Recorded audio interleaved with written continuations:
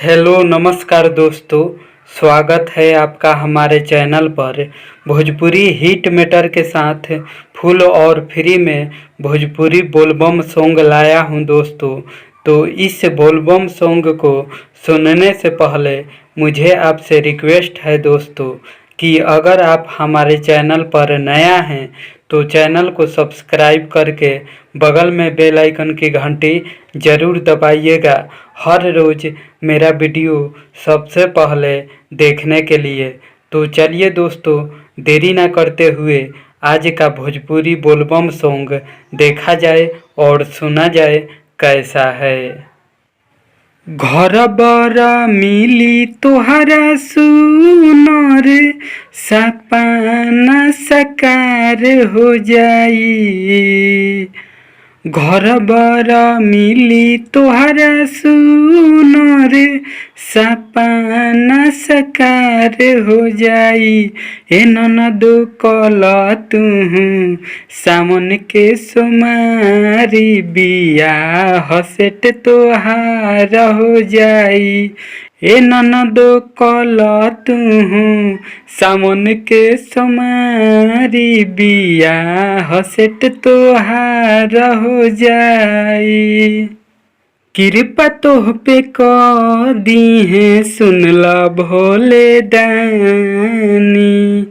बेल के पतैया संगे ले लो गंगा पानी।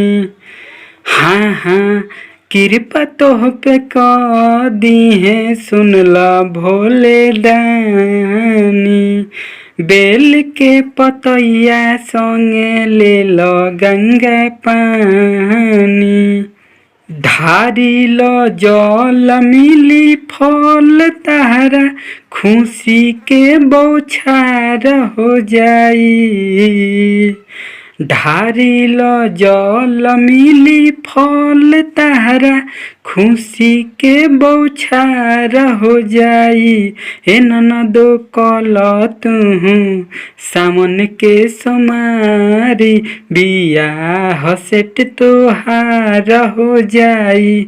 ए ननदो कला तुहू सामन के सोमारी बियाह सेट तोहार हो जाई। भोला के चरण में जदि सिरावा झुकइबू राम जैसन सुनल दुल्हा तू त पइबू। हाँ हाँ, भोला के चरण में जदि सिरावा झुकइबू राम जैसन सुनल दुल्हा तू त पइबू। सुन लो राकेश के भजनिया तोहार बेरा पार हो जाई। सुन लो राकेश के भजनिया तोहार बेरा पार हो जाई। ए ननदो कला तुहू सामन के सोमारी बियाह सेट तोहार हो जाई।